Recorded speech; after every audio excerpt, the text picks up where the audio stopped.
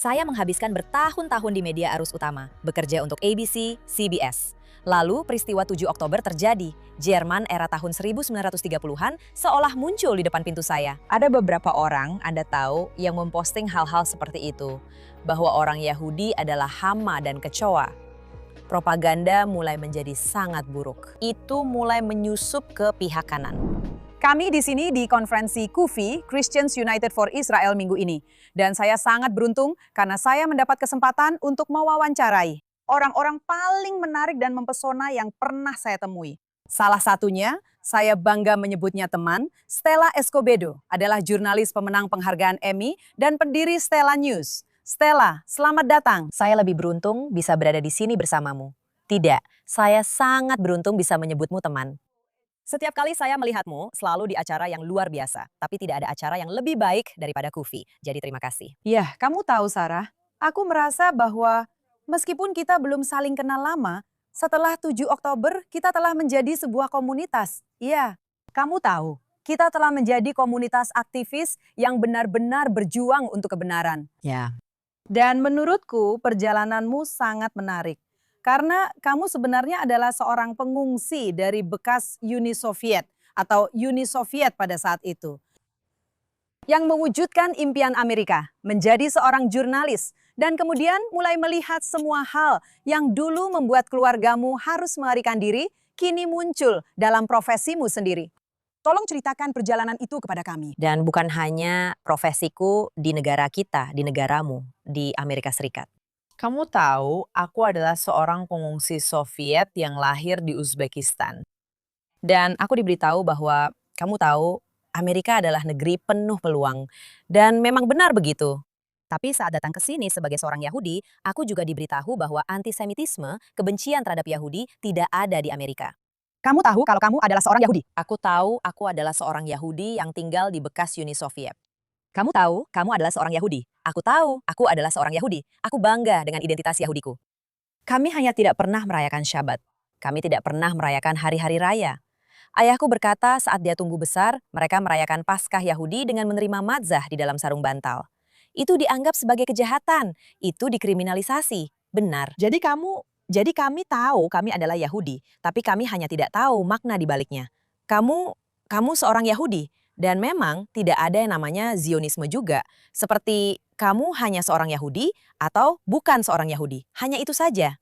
Lalu kami datang ke Amerika Serikat dan aku tumbuh di sini dan aku tidak merasakan antisemitisme, tidak ada sama sekali. Seperti aku tidak merasakannya, sama sekali tidak. Lalu tanggal 7 Oktober terjadi dan aku bekerja di media. Kamu tahu, Aku seorang. Apa yang sedang kamu lakukan? halo, aku menghabiskan bertahun-tahun di media arus utama. Bekerja untuk ABC, CBS, berita lokal. Apa bidang liputanmu? Bidang liputanmu adalah berita lokal. Jadi bidang liputanku adalah berita lokal. Lalu aku menjadi pembawa berita seperti acara pagi, berita malam. Ya, itu yang aku lakukan. Sebenarnya aku benar-benar tidak mengalami hal-hal seperti itu. Lalu lagi-lagi peristiwa 7 Oktober terjadi. Aku adalah seorang pembawa berita kamu tahu, di sebuah organisasi, di sebuah media berita. Dan semuanya baik-baik saja. Dan mereka sangat mendukung. Dan kemudian antisemitisme itu menimpa saya secara langsung. Apakah kamu ingin membahasnya lebih lanjut? Ya. Mereka mendukung. Dengan kata lain, semua orang melihat, menyaksikan pembantaian itu terjadi. Kamu tidak bisa menyangkalnya. Kamu tidak bisa menyangkalnya. Dan orang-orang berkata kepadamu, ya Tuhan, Stella, ini mengerikan. Banyak hal terjadi. Karena begitu itu terjadi, kami melihat protes di kampus-kampus kami. Benar sekali. Dan kami tidak bisa mengerti. Semuanya begitu terorganisir. Kamu melihat tenda-tenda itu. Tenda yang sama. Kamu melihat bendera yang sama dan kamu melihat spanduk yang sama. Itu tidak muncul secara spontan. Dan kamu melaporkan ini? Dan aku melaporkan tentang ini dan aku mewawancarai orang-orang. Aku mencoba mengungkap apa yang sedang terjadi. Propagandanya bergerak sangat cepat. Itu tidak muncul secara spontan. Rasanya seperti, ya ampun, kami bahkan tidak tahu berapa banyak orang yang diculik dari, kamu tahu, Nova Music Festival, dan dari rumah mereka. Kami tidak tahu berapa banyak orang yang tewas. Yang menunjukkan kepadamu bahwa semua itu sudah direncanakan sebelumnya. Jadi, Kami mencoba mengungkap ini di media Amerika. Apa yang sedang terjadi, apa yang kita lihat di kampus-kampus kita, ini tidak muncul secara spontan. Dan kemudian orang-orang yang sudah meliput ini selama bertahun-tahun, mereka bilang, ini dibeli. Ini kamu tahu pengaruh PKT, pengaruh Qatar. Ini adalah studi Timur Tengah yang mereka masukkan ke universitas-universitas ini. Dan generasi muda kita telah dicuci otak. Ya Tuhan. Lalu kami melihat mahasiswa Yahudi di kampus-kampus universitas mengalami pelecehan. Dan saya meliput semua itu. Dan saya ingin mengajak Anda kembali, tak satu pun dari ini terasa jelas bagi Anda sebelum 7 Oktober. Anda tidak pernah merasakan apapun. Tidak. Ada bias terhadap Israel. Nah, Anda dulu bekerja di media lokal. Kurasa begitu. Tapi kamu tidak pernah merasakan adanya bias sebelum itu. Kamu merasa ada bias pada hal-hal yang berbeda. Seperti saat Presiden Trump mulai mencalonkan diri. Dia pada tahun 2015, sebelum dia menjadi presiden, dia terus mengatakan berita palsu. Benar, dan saat itu aku bekerja di media arus utama. Jadi aku melihat adanya bias terhadap presiden saat itu. Aku melihat seolah-olah dia tidak pernah melakukan hal yang benar. Apakah kamu percaya dengan ucapannya tentang berita palsu itu? Kamu tahu, mataku jadi terbuka soal itu. Aku berpikir, kenapa dia terus membicarakannya? Kenapa dia begitu? Dan aku hidup di lingkungan baru ini, kamu tahu, kenapa dia terus membicarakannya? Dan aku melihatnya. Saat itu, aku sedang bekerja di Tucson, Arizona, dan dia mengadakan kampanye di sana. Lalu dia datang dan ada banyak sekali pendukungnya. Lalu media, entah bagaimana, media tempat aku bekerja, membalikan seluruh acara itu menjadi sesuatu yang merugikan dia. Pendukung Trump lah yang memulai perkelahian dengan kamu tahu orang-orang ini. Dan dari situ kamu tahu Brandon Tatum, seorang polisi. Ya, dia adalah seorang petugas di Tucson, Arizona. Kami berteman saat itu. Menarik, dan dia ada di sana. Dia ada di lokasi kejadian. Saat itulah dia mulai, kamu tahu, aktif di internet. Aku bilang, tidak. Aku meliput acara itu. Aku ada di sana. Jadi kamu melihat adanya bias media terhadap Trump. Trump 100% bukan Israel. Dia tidak bisa melakukan apa-apa. Dia bahkan tidak bisa melakukan apapun, bahkan ketika menyangkut Abraham Accords. Mereka bahkan tidak bisa mengakui itu. Mereka tidak bisa memberikannya. Mereka tidak bisa. Bahkan mereka tidak bisa. Mereka tidak bisa menerimanya. Oke, jadi mereka sangat anti-Trump. Dan kamu tahu. Jadi kamu melihat keberpihakan di sana. Ya. Dan kemudian setelah 7 Oktober, orang-orang terkejut. Kamu mencoba memahami apa yang terjadi di kampus-kampus ini. Pada titik mana kamu, Stella, menyadari bahwa ada sesuatu yang tidak beres di media? Kamu tahu, aku selalu. Kamu tahu, aku punya mikrofon dan aku punya pengikut. Dan aku sendiri mulai aktif di media sosial karena aku tahu media sosial adalah saluran yang paling kuat saat ini. Benar. Dan aku mulai berkata, lihat, aku Stella, aku seorang jurnalis. Aku sudah melakukan ini selama bertahun-tahun. Aksi protes ini, jika kamu seorang jurnalis dan kamu menonton ini, kenapa kamu tidak bertanya kepada para demonstran itu? Apa maksudnya dari sungai ke laut? Sungai apa? Laut apa? Apa yang sedang kita bicarakan? Dan mereka berteriak genosida. Mereka berteriak apartheid. Mereka mengatakan itu adalah penjara terbuka. Semua hal seperti itu. Jadi aku mulai memenuhi media sosialku. Begitulah videoku mulai menjadi viral. Ya, lalu aku melihat apa yang terjadi di media arus utama. Bagaimana Associated Press yang merupakan standar emas untuk berita. Dan itu adalah sumber kan? Beritanya disebarkan ke semua ruang redaksi lokal. Itu adalah sebuah agensi. Begitulah cara kita mendapatkan berita kita. Dan mereka langsung mulai dengan Kementerian Kesehatan Gaza. Aku tahu, aku sedang berbicara di lingkungan yang sudah sepemikiran. Orang-orang kita tahu ini, ya, Gaza. Lalu aku berpikir, Kementerian Kesehatan Gaza dijalankan oleh Hamas. Jadi semua media ini melaporkan hal-hal ini. Angka-angka teroris. Dan aku bilang, kita tidak bisa mengatakan, seharusnya disebut Kementerian Kesehatan Gaza yang dijalankan oleh Hamas. Angka-angka yang tidak bisa kita verifikasi. Yang omong-omong, tidak ada seorang pun yang bisa memverifikasinya. Anehnya, Ya, mereka terus mengatakan itu tentang pembantaian di Iran. tentu saja. Ketika Republik Islam membunuh 42.000 atau mungkin 50.000 orang, mereka terus mengatakan bahwa mereka tidak bisa memverifikasi angka-angka itu. Mereka tidak pernah mengatakan itu untuk Gaza. Kamu tahu, kamu mengangkat poin yang sangat bagus. Astaga, mereka tidak pernah mengatakan itu. Sebenarnya mereka seharusnya melakukannya. Dan ada hal lain yang dilakukan oleh Associated Press. Tiba-tiba saja mereka mengatakan bahwa mereka tidak akan menyebut Hamas sebagai teroris. Kita akan menyebut mereka militan. Militan? Jenis militan seperti apa yang masuk dan memperkosa orang serta melakukan semua hal ini? Hal-hal yang sangat mengerikan. Jadi mereka mencoba mengubah narasi tentang apa yang sebenarnya terjadi. Jadi aku melawan hal ini. Aku berada di ruang redaksi. Jadi kamu sedang di ruang redaksi, menjalankan pekerjaan utamamu. Iya, dan juga melakukan semua hal lain ini di media sosial. Iya. Pada titik mana hal itu mulai berbenturan? Beberapa tahun setelahnya, ketika propaganda antisemit mulai menjadi sangat buruk, itu mulai menyusup ke pihak kanan. Iya. Dan itu mulai memecah belah, karena kamu berada di konservatif media berita. Jadi dengan kata lain, Ya, untuk sementara waktu, itu tidak bertentangan. Ya, tidak ada yang merasa terganggu dengan aktivitas media sosial yang kamu lakukan. Benar. Tidak. Karena kamu berada di lingkungan media konservatif. Benar. Dan mereka secara tradisional pro-Israel. Jadi tiba-tiba kubu kanan mulai terpecah. Dan kapan ini mulai terjadi? Kamu tahu, aduh aku ingin bilang mungkin sekitar setahun setengah yang lalu. Mulai terasa seperti apa yang sedang kita lihat di sini? Apa yang sedang terjadi? Orang-orang direkrut di stasiun. Dan kamu tahu, tahun 1930-an, Jerman muncul di depan pintu rumahku. Dan seperti itu. Kamu tahu, ada beberapa orang kamu tahu yang memposting hal-hal seperti kamu tahu bahwa orang Yahudi itu hama dan kecoa. Jadi bahkan bukan soal Israel sekarang. Bahkan bukan soal Gaza. Mereka menjadi Yahudi. Jadi kamu tahu, ini selalu tentang orang Yahudi. Tentu saja, memang begitu. Kita tahu itu. Tapi sekarang tidak ada rasa malu lagi soal itu. Tidak, sekarang malah seperti, iya kamu benar. Tapi maksudku, ketika kamu mendemonisasi sekelompok orang, tidak peduli siapa mereka, tentu saja. Dan kamu menggambarkan mereka seperti kecoa dan hama, maka membunuh kecoa jadi terasa wajar.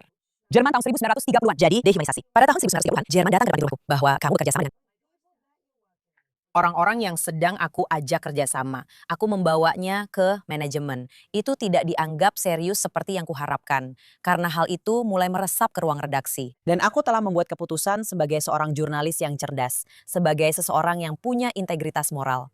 Aku tidak kembali bekerja di sana. Jadi biar aku pastikan Stella, kamu bekerja dengan orang-orang di sebuah media berita konservatif. Dan orang-orang itu tidak mengatakan Israel, Palestina, dari sungai sampai laut. Mereka mengatakan Yahudi adalah hama dan kecoa. Tidak semua orang, itu spesifik. Tapi beberapa orang, itu satu orang tertentu. Dan mereka bilang, kamu tahu, orang itu akhirnya diberhentikan. Tapi memang begitu. Tapi saat kamu pergi untuk mengeluh tentang itu, Aku merasa aku tidak dianggap serius. Meskipun orang itu diberhentikan, aku merasa tidak ada kejelasan moral yang nyata. Dan aku merasa seolah-olah Jerman tahun 1930-an kembali ada di depan pintu rumahku. Dan aku sudah melakukan ini terlalu lama untuk berada di, kau tahu, sebuah ruang redaksi yang menurutku sekarang sudah beracun. Oke. jadi memang sangat merajalela. Maksudku, lupakan saja orang ini dengan sebutan hama dan kecoak itu. Yang lainnya apa? Memberi isyarat? Yang lainnya hanya, kau tahu, Kasar, bermusuhan. Tidak, itu campuran. Itu campuran yang cukup beragam tapi selalu disembunyikan di balik kebebasan berbicara. Kami adalah ruang redaksi yang menjunjung kebebasan berbicara. ya, Ketika aku berkata, untuk tujuan apa? Supaya anak-anakku bebas untuk melecehkan. Tidak, tapi bagi aku itu lebih besar dari itu. Itu untuk tujuan apa? Sehingga sekarang jaringan ini dikenal karena memiliki seseorang yang mempercayai hal ini. Supaya anak-anakku yang harus menanggung akibatnya. Iya, karena mereka itu kecoak dan hama. ya, Bagi saya, sebagai seseorang yang sudah cukup lama di media ini, sebagai seorang jurnalis dengan integritas dan kejelasan moral, dan yang punya kecerdasan untuk memahami itu. Saya sebenarnya tidak terlalu membutuhkan media itu untuk terus melakukan apa yang perlu saya lakukan. Ya, karena kamu sudah punya banyak pengikut. saya punya banyak pengikut. Saya tidak bicara soal jutaan pengikut itu sendiri, tapi saya menjangkau jutaan orang. Kamu akan sampai di sana, kamu tahu. Aku sedang menjangkau banyak orang. Dan yang paling penting, aku punya kejelasan moral. Saya tahu bahwa apa yang saya laporkan bukan hanya kebenaran. Karena orang akan berkata, ya kebenaran siapa? Ini adalah kenyataan. Iya. Saya melaporkan kenyataan. Apa yang sebenarnya sedang terjadi? Dan jika perasaanmu terluka karena itu masalahmu sendiri. Problem. Stella, keadaan semakin buruk. Kamu tahu, aku selalu bilang segalanya harus menjadi lebih buruk sebelum membaik. Dan aku hanya tidak tahu di mana titik terendahnya. Kamu tahu, aku tidak tahu apakah kita sudah mencapainya atau masih ada jalan yang harus ditempuh. Karena semuanya terasa konyol, Oscar. Akan kuceritakan padamu, sahabatku Sigi Flicker, ayahnya, Mordechai Paldiel, adalah pria yang sangat cerdas. Dia bekerja di Yad Vashem selama bertahun-tahun, menangani orang-orang benar di antara bangsa-bangsa. Dan aku suka berbincang dengannya. Dan aku bilang, Mordechai, apa yang sedang kita lihat di sini? Dia berkata, dia selalu berkata, dia bilang antisemitisme itu seperti kanker. Itu selalu ada. Itu hanya, kamu tahu, menunjukkan kamu tahu sisi jahatnya.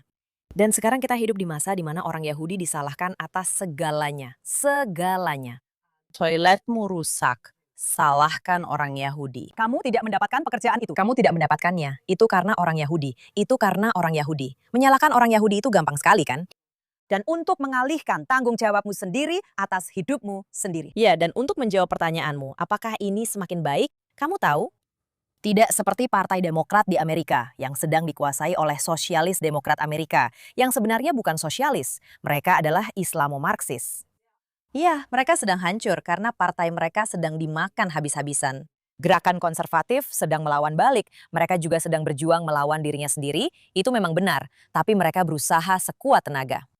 Kamu tahu Victor Davis Hanson yang luar biasa, aku suka sekali padanya, aku suka menontonnya. Dan kamu tahu, dia bilang Israel dan orang Yahudi dibenci karena, kamu tahu, selama bertahun-tahun Israel telah menjadi bagian dari kelompok mapan kan? Seperti kita, kamu tahu, semua orang mendukung Israel, baik Demokrat maupun Republikan, kamu tahu. Dan menurutku setelah COVID juga, apapun yang berhubungan dengan kelompok mapan, orang-orang sudah kehilangan kepercayaan pada itu. Jadi sekarang Israel menjadi bagian dari kelompok mapan. Menjadi bagian dari kekuasaan? Itu menjadi bagian dari kekuasaan.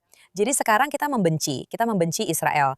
Tapi yang aku suka dari apa yang dia katakan adalah Israel dibenci bukan karena kalah, tapi dibenci karena menang.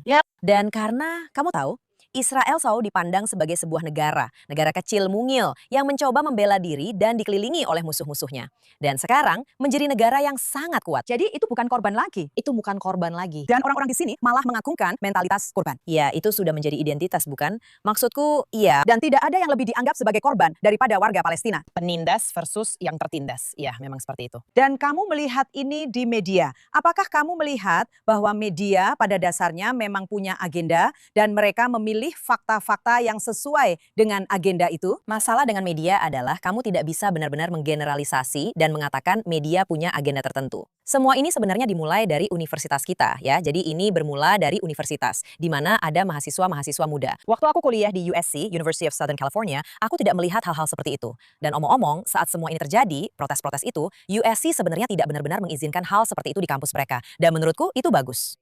Tapi kamu lihat ada banyak orang yang masuk ke seperti kamu tahu sekolah jurnalisme atau bahkan pendidikan dan mereka keluar sebagai aktivis. Mereka sebenarnya bukan profesional di bidangnya, mereka adalah aktivis dan mereka masuk ke ruang redaksi berita dengan membawa agenda tertentu.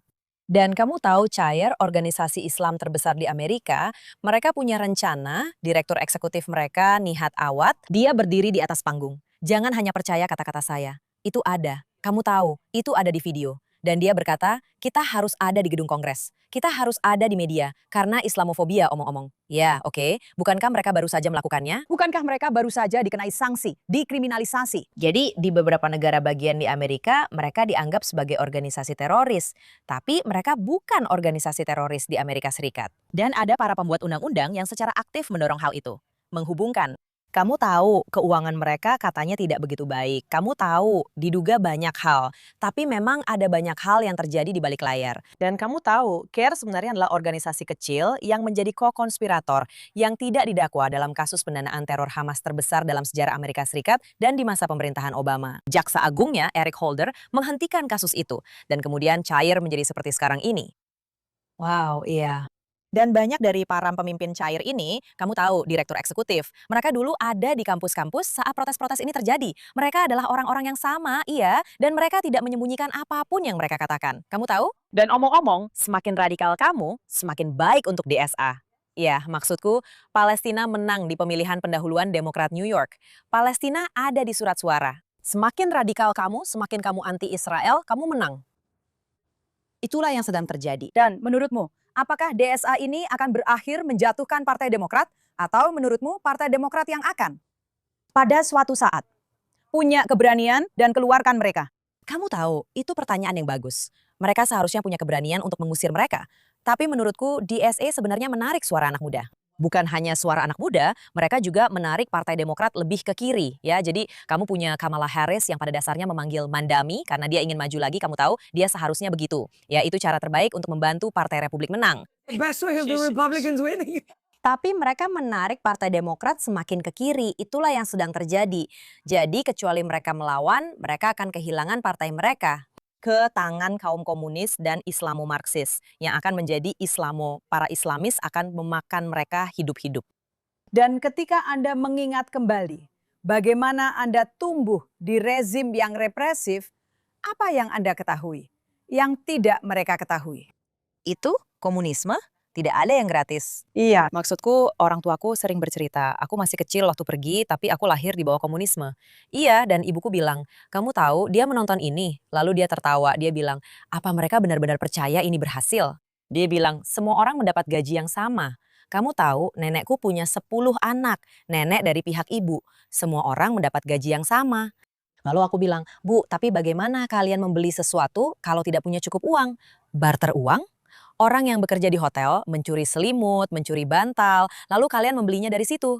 Itulah yang akhirnya terjadi. Jadi tidak ada yang benar-benar menang dalam hal ini. Orang-orang mencuri untuk dijual.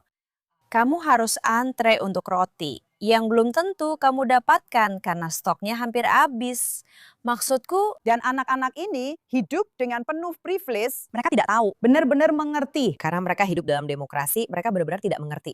Mereka tidak mengerti apa yang terjadi ketika kebebasan diambil. Karena mereka hidup dalam demokrasi. Alasan mengapa mereka diizinkan untuk memprotes dan melakukan apapun yang mereka lakukan adalah karena demokrasi. Dan mereka sudah sangat dicuci otak, sangat menyedihkan melihatnya. Tapi Stella, pencucian otaknya berasal dari pengaruh luar yang jahat. Dan kita perlu melacak aliran uang sekarang. Itulah yang sedang terjadi. Kita punya rancangan undang-undang yang sudah lolos di DPR, sekarang menunggu di Senat, yaitu Undang-Undang Trace Deterrent Act. Salah satunya pada dasarnya adalah, kamu tahu, melacak pendanaan yang datang dari universitas, dari pihak asing yang menjadi musuh, baik itu PKT maupun Qatar. Dan yang satunya lagi adalah untuk pendidikan dari TK sampai SMA. Ya, itu masih tertahan di Senat, ya itu akan lolos. Kita sudah punya cukup suara. Kenapa ada anggota legislatif yang tidak ingin melindungi kita dari hal itu? Itu yang tidak saya mengerti. Maksud saya, kenapa kita ingin membiarkan kepentingan itu? Maksud saya, ya Tapi para politisi juga sedang dibeli. saya bilang pada Anda, ya saya bilang pada orang-orang, Anda tidak perlu melihat ke Britania Raya lagi. Lihatlah New York. Lihatlah New York. Lihatlah apa yang terjadi di New York. Orang-orang mengerti bahwa ini adalah perjuangan peradaban atau tidak sebenarnya? Saya rasa semakin banyak orang Amerika yang mulai menyadarinya. Sangat luar biasa memiliki organisasi seperti KUFI. Ya, di mana ada Christian Jewish Alliance, Syukur pada Tuhan. yang memahami nilai-nilai Yudeo-Kristen dan yang mengerti bahwa Islamo-Marxisme bukan bagian dari Amerika. Itu tidak akan menyatu, itu tidak akan berhasil. Ya. Dan bahwa yang mereka inginkan hanyalah menghancurkan Amerika. Karena kamu tahu, aku selalu bilang, Flor, kamu tidak bisa menghancurkan Amerika Serikat dengan bom. Tidak. Kamu tidak bisa. Israel juga sama, tapi kamu. Jadi kamu harus mengambil contoh dari kami. Tepat sekali. Jadi mereka menggerogoti kita dari dalam. Kita sedang memecah Partai Demokrat kita. Kita sedang memecah, lihat apa yang terjadi. Kita juga sedang memecah Partai Republik. Dan kamu tahu, kami melakukan yang terbaik untuk melawan di sini. Dan kamu tahu, orang-orang seperti saya di media, sedikit demi sedikit mencoba membangunkan orang-orang. Karena kamu tahu, yang saya temukan adalah ketika kamu memaksakan sesuatu kepada seseorang, mereka tidak suka. Kamu harus benar-benar mencoba membuka mata orang-orang. Jadi itulah yang sedang saya lakukan. Ya, Menurut saya kamu melakukan pekerjaan yang luar biasa. terima kasih Stella. Dan sejujurnya, aku tahu ini sudah sulit. Apa yang berhasil kamu lakukan dengan membangun sesuatu sendiri benar-benar bukan hal yang mudah. Terima kasih. Dan terus menyuarakan kebenaran. Itulah impian Amerika. Itulah impian Amerika. Jadi kamu bisa datang ke negara ini hanya dengan sebuah mimpi dan menjadi apapun yang kamu inginkan. Aku bisa menjadi apa saja kecuali Presiden Amerika Serikat. Kamu bisa menjadi presiden negara Israel. Aku hanya bilang saja. Jadi Stella Escobedo, terima kasih atas pekerjaan luar biasa yang kamu lakukan dengan suaramu. Aku harap semua orang memperkuat suara Stella. Dia melaporkan berita. Terima kasih atas apa yang orang-orang lupa lakukan, dia melakukannya. Jadi terima kasih Stella atas semua pekerjaan luar biasa yang kamu lakukan. Kami akan memperkuat suaramu karena suara itu perlu didengar. Terima kasih. Terima kasih temanku, terima kasih.